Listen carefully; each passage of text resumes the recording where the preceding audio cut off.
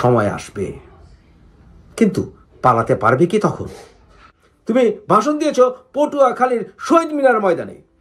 আরে শহীদ মিনার সে বাংলা ভাষার আন্দোলনের সাথে যারা জড়িত ছিল, বঙ্গবন্ধু ভাসানী, তারা তো ছিল আলী হাসান মুজাহিদ, মতিউর রহমান নিজামীদের বিরুদ্ধে।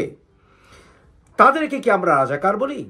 যারা পরহেজগার তাদের সবাইকে কি রাজাকার বলি? আমাদের পূর্বপুরুষরা তো পরহেজগার ছিল, তাদেরকে তো কেউ রাজাকার বলে না।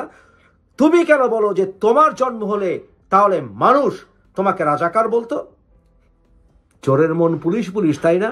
মুফাসসির ইসলামের তো জন্ম হয়েছিল 1971-এর আগে। আমার বয়স ছিল 4.5 বছর। কোথায়? আমাকে তো কেউ রাজাকার বলার সাহস পাবে না। পার্থক্য বোঝো? 1971 সালের সংগ্রাম ছিল আমাদের বাঙালিদের অধিকারের সংগ্রাম, আমাদের বাঙালি জাতির মুক্তির সংগ্রাম। আমরা বাঙালিরা তখন আমাদের নিজস্ব স্বকীয়তার জন্য আন্দোলন করেছিলাম, সংগ্রাম করেছিলাম। ওর এই কথাগুলোর মাধ্যমে আসলে মিজানুর রহমান আজহারী যেটা বলতে চেয়েছে সেটা হচ্ছে যে 1971 সালের আগে অ্যাডাল্ট ছিল বলেই মতিউর রহমান নিজামী, আলী হাসান মুজাহিদ এবং তাদের দোসরদেরকে বর্তমানে আওয়ামী লীগ বা তাদের যারা সহমতের মানুষ তাদেরকে রাজাকার বলে।